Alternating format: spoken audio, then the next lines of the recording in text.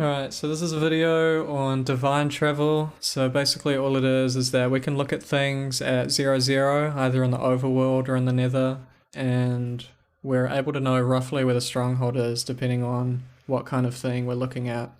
So there's a whole bunch of different things we look at. The world record at the moment uses a fossil in the nether, but there's also animals and all kinds of other things that we can use.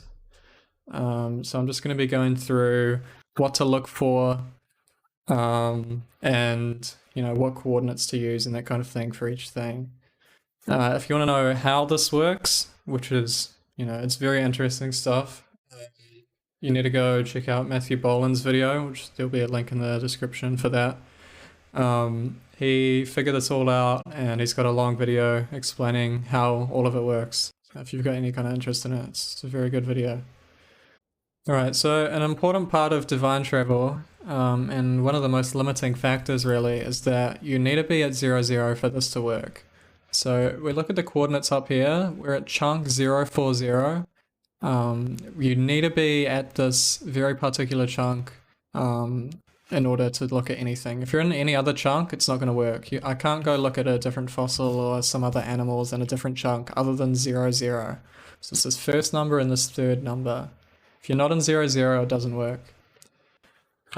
So a good part of fossils and striders for divine travel is that when you enter the nether, obviously your overworld coordinates will be divided by 8, which means that you've got a good chance of, when you enter the nether, you're going to be quite close to 0.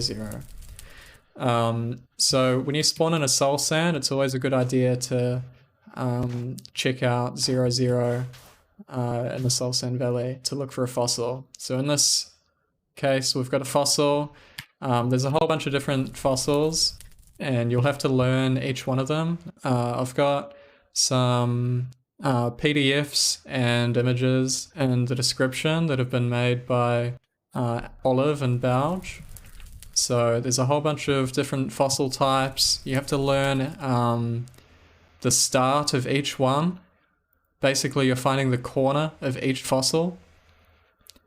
And once you've learned all these, you'll be able to apply that in your runs.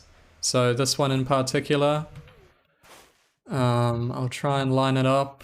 Obviously, you'll just learn this on your own. I think it's one of these ones. Yeah, I think it's one of these ones. Could be one of those ones. I don't know. But basically,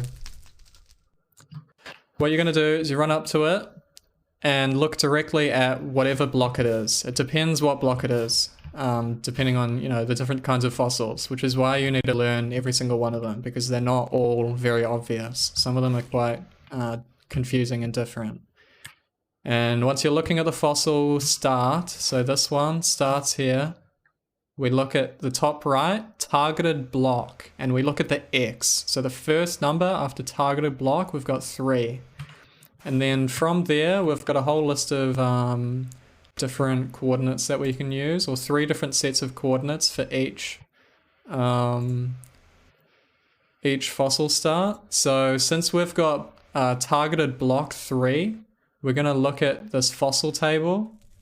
And can I open the window? So looking at the fossil table, we've got targeted block 3.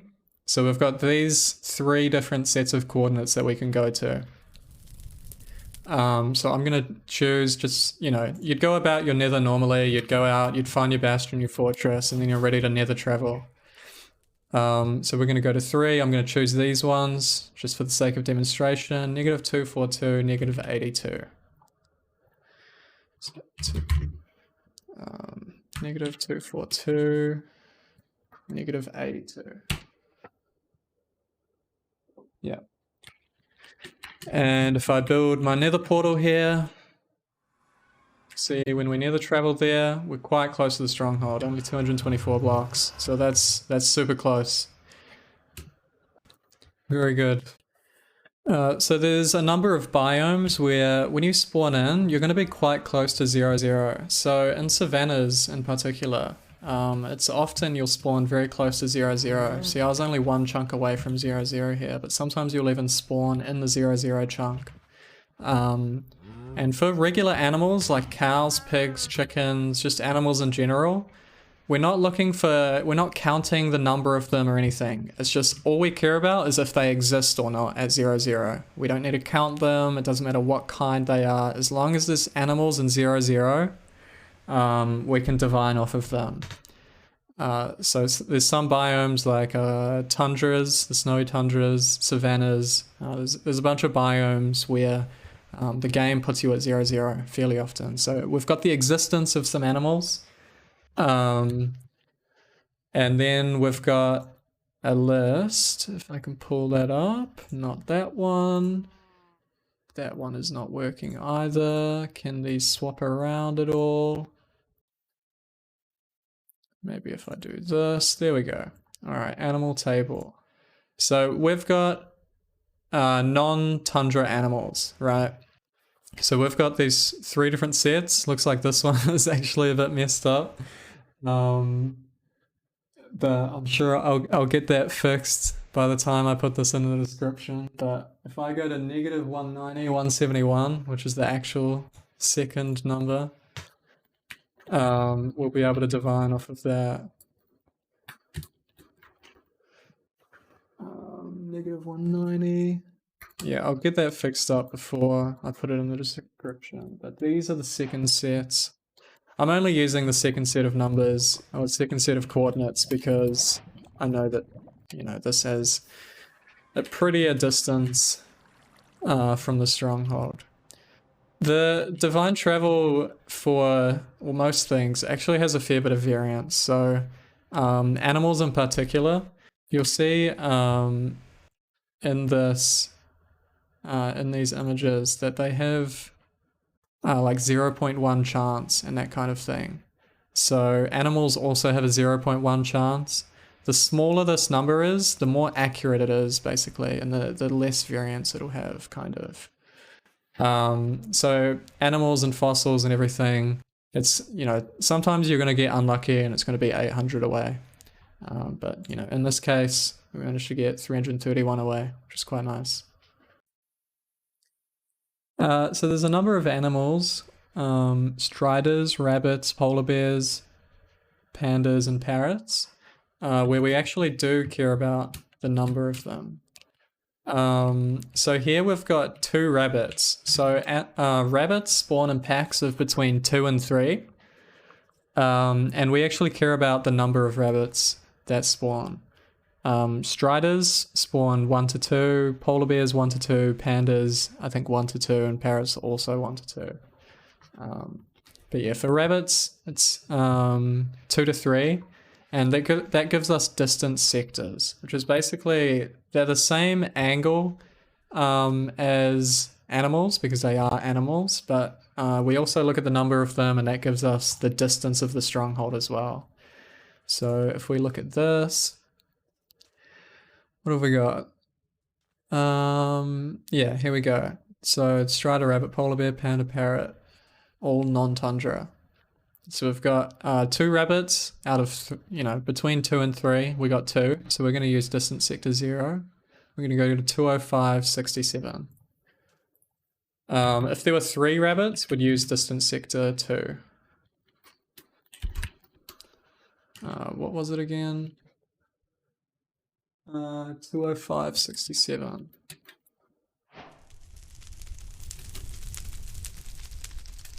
Well, this is going to be slightly off, but whatever. You can see this is also quite close to the stronghold. Animals with distance sectors, since they give us a distance of the stronghold as well, they're far more likely to give us a better distance to the stronghold. Like I think for distance sector animals, the maximum is like 300 or 400 or something, like somewhere in that range, instead of being 700 or 800. So getting distance sector animals is always very good. So tundras, these snowy biomes, they actually have animals far less frequently than regular biomes like forests and plains and that kind of thing. And since they're less common, it means that they give us, a more accurate location of the stronghold than other animals. So here we saw that polar bear spawned at 0, 0 and wandered away. So we had one polar bear. So we're going to go to Tundra animal coordinates, and we had a polar bear, so we're going to have distance sector 0. And another great thing about tundras is that they tend to spawn you at 0, 0, just like savannas do. So they're really good for divining with. So we had one polar bear. So if we pull up the chart again, so we have tundra animals, not non-tundra. We've got tundra animals. So we've got table 0.07 chance. We've got tundra polar bear 0. So 211, 47.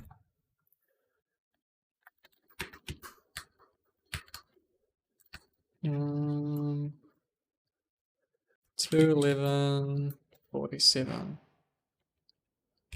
Block.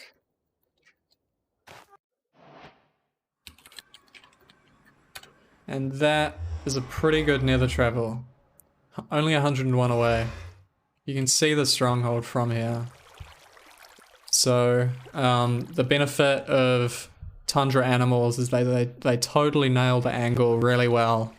And they also give a distance sector. So it's very common, you know, that you'll get amazing nether travels like this.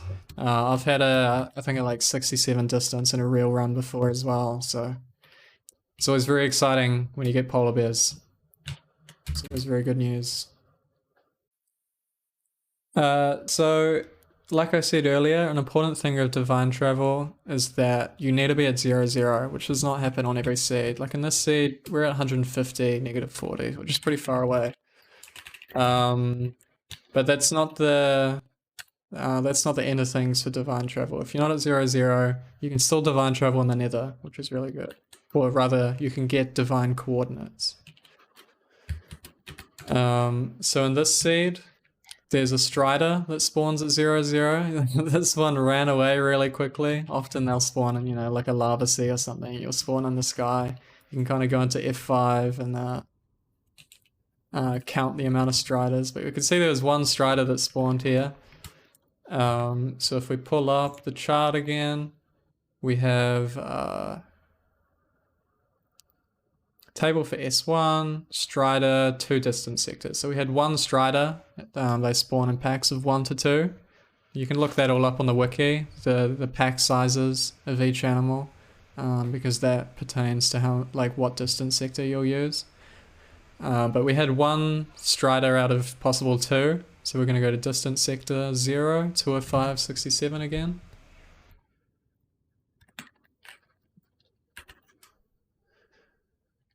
Five, 67.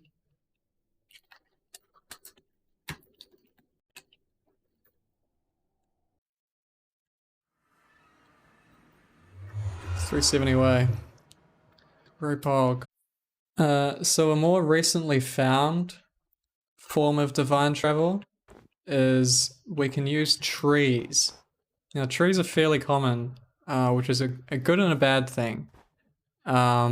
Trees, or tundra trees in particular, they only have a 31% chance of working. So even if you get a tree like this, it's only got a 31% chance of like working at all. It'll basically be regular blind travel if the tree happens to not work, you know. So 31% chance for it to work, but it's not always going to work. So I don't have a table of it right now. I'll leave just a screenshot of the table that we can use, but it's not going to be on that fancy chart.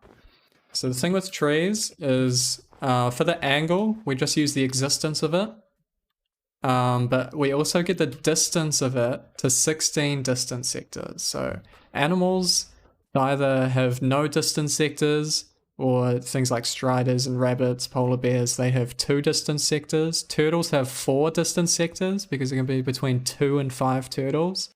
But trees have 16 distance sectors, which basically means that the ring is split up into 16 extra slices. Not only is it split up into 10, like a tenth of the ring, the stronghold ring, but it split 16 times after that as well. So trees are very good news when they work. There's only a 31% chance for every Tundra tree to work.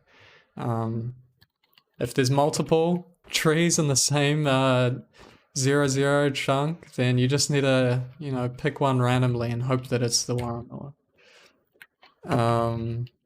So in this case, we've got a Tundra tree, and we look at the Z. We don't need the X because we just use the existence of the tree for the angle, but we use the Z, which we've got 2, targeted block 2. It's this third number. So we're going to go to the 2 coordinates. So I'll leave the table in the description of tree divine coordinates, but they're not on that fancy PDF that we've got. So for 2, we've got 79 and 171. And if we enter here, stronghold. This will actually be fairly common. When you have 16 distance sectors, it's actually fairly common with tree divine to end up in the stronghold like this. And this is quite a recent discovery by Matthew Bolan, so this will probably be news to a lot of people, including experienced runners. But it's fairly common that you'll actually end up either in the stronghold or within 2 digits of the stronghold. So it's very exciting. Again, if you want to learn more about how this all works, and if you want to show support to the guy who invented it, Matthew Bolan's video and channel will be in the description. Again, thanks to Olive and Belj for making the charts. Thanks to Closet Witch for originally kind of making the fossil pictures. Well, basically, you know, knowing which fossil starts where. And thanks for Star as well, the Discord, for just encouraging divine travel to exist in the first place. There was a lot of work that went into it, so...